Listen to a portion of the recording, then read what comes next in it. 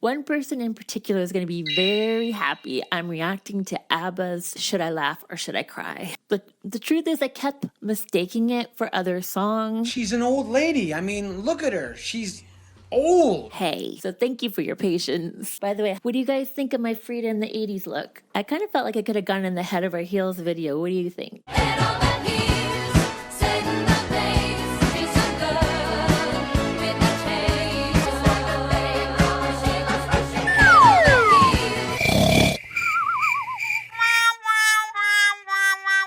Everyone's a critic. So anyway, my other reactions of The Visitors remastered edition, I did them as singles with 2 songs because they were singles that came out separately after The Visitors. So I was doing 2 per video, and you can check those out later if you haven't seen them. This was actually a song that was recorded with the rest of The Visitors. But yeah, according to this book, Should I Laugh or Should I Cry? Instead, it would be a B-side for the album's lead single, One of Us, or When All Is Said and Done in the US and Canada. Benny has said that the production standards were not up to the same standards of the other 9 songs on the album, and like many of the rejected songs, the verse and the chorus did not go together. Oh, that's interesting. It actually says many listeners disagreed and felt that this should have gone on the album instead of 2 for the price of 1, though just as many disagreed with that assessment. Also, I feel like Should I Laugh or Should I Cry feels like a very appropriate sentiment right now. My life's been crazy. What's new? I'm sure you've wondered if you should laugh.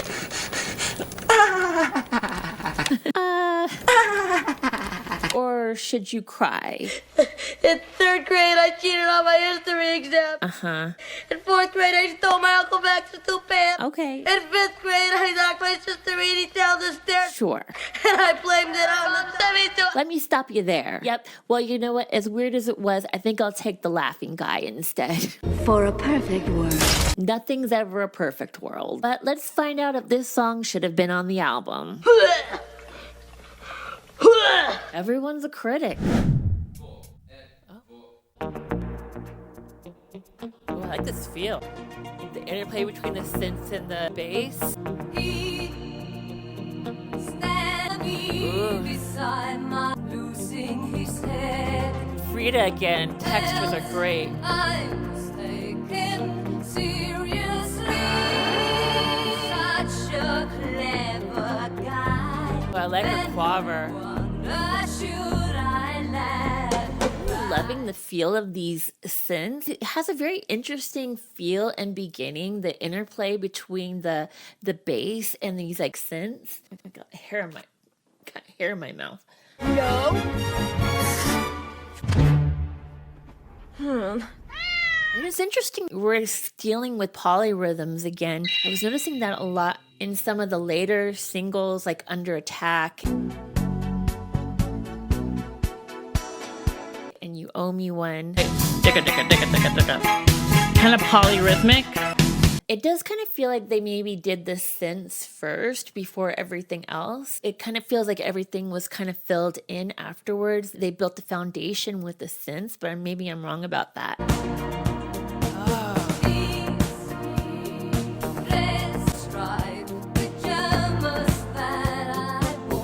Striped pajamas.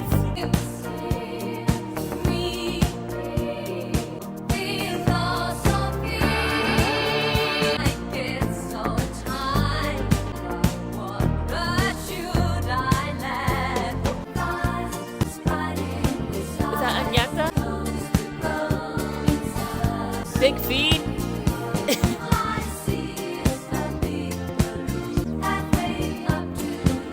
Very whimsical lyrics. Well, like a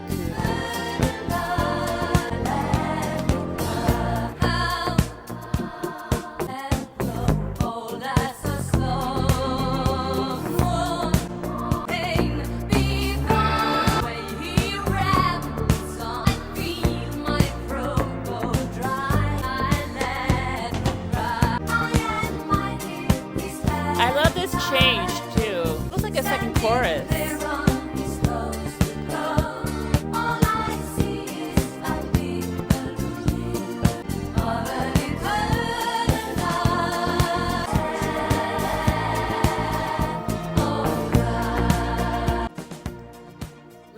listen to FRIDA's vocals. And towering over me beside my bed, losing his head. See that feel? We have a very interesting textured vocal. I'm wondering if this is again with the Cooper time cube. At EHAV mentioned that the Cooper time cube was more than likely used not only on FRIDA's vocals in The Visitors, but also on her hit, There's Something Going On. You know you've changed and you're worse than life. UAD's Cooper time cube was used to great effect on Rufus and Chaka Khan's hit, Tell Me Something Good.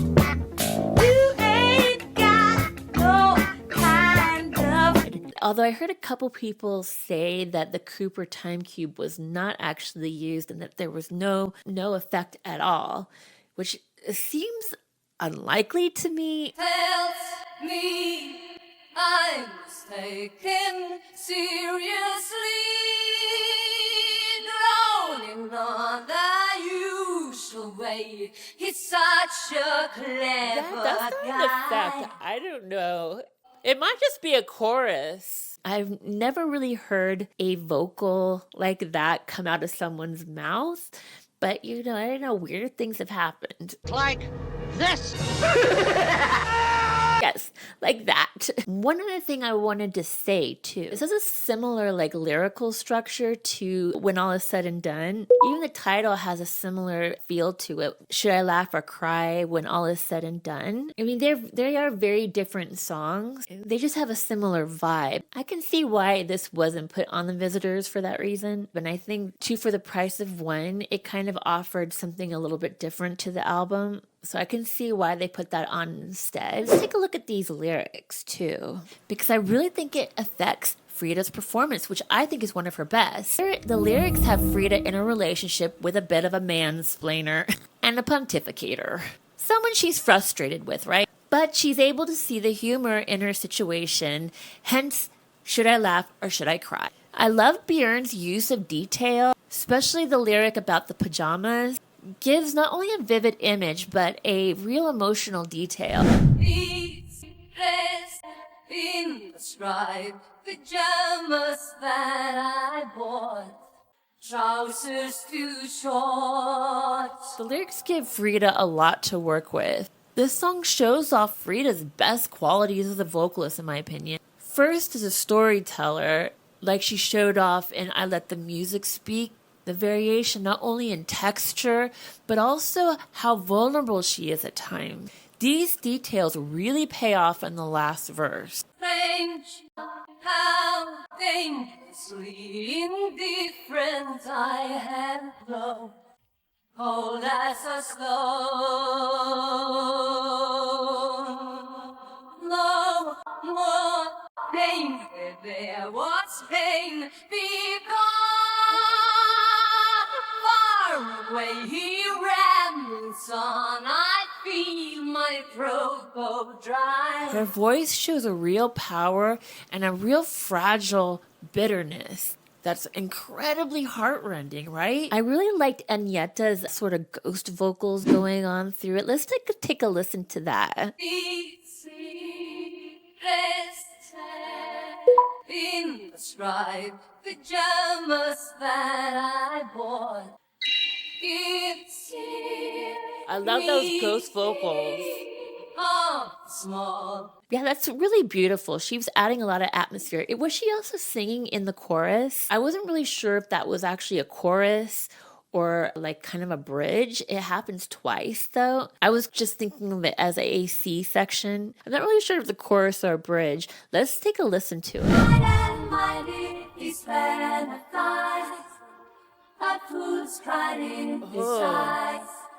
It adds so much to the song.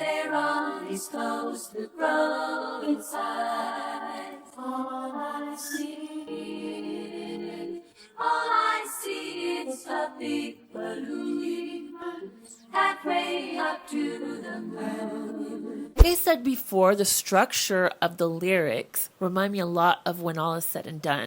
We have a long verse with a long melodic arc that ends with the name of the song, right? I suppose it's like the chorus, but then there's this other section, the more whimsical section, which reminds me sort of Fleetwood Mac's Silver Springs.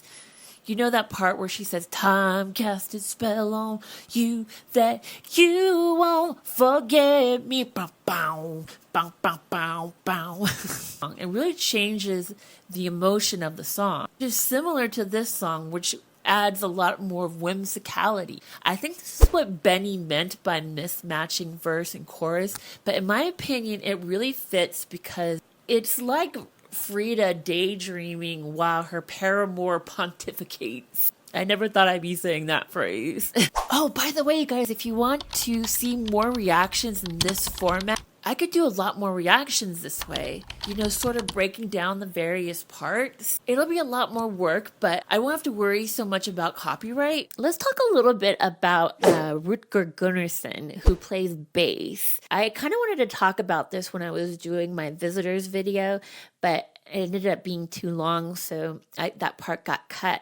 But I really think he's the unsung hero in these sessions for the visitors and this song as well. Let's just take a listen to that really fast.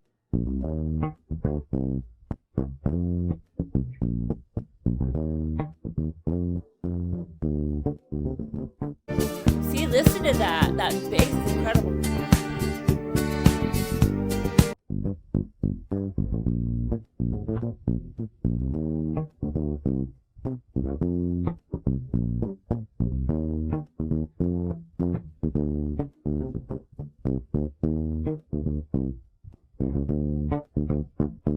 Yeah, if you notice, he has a very unique way of playing. He's playing a sort of counter melody. Hide and mighty, he's fed and thighs, a fool's pride in his eyes. Standing there on his toes to grow inside.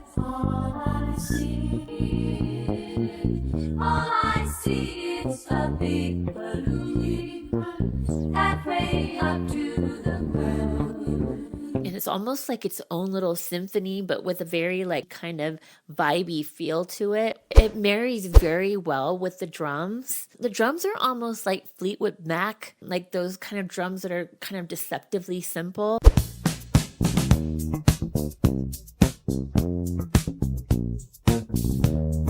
That low end.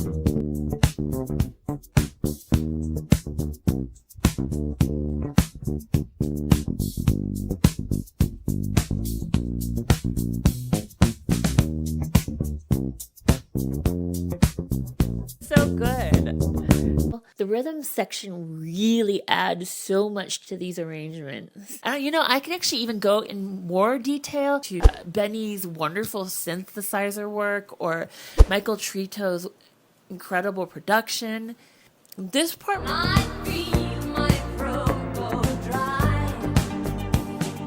highlights both and how it really supports FRIDA's performance. It has been such a long time that I've done a reaction. I'm glad that you guys didn't forget me. Don't forget to like, share, subscribe, all that stuff. But anyway, I hope you have a wonderful rest of the day, and I hope I get to see you next time. Popcorn Philosopher over and out.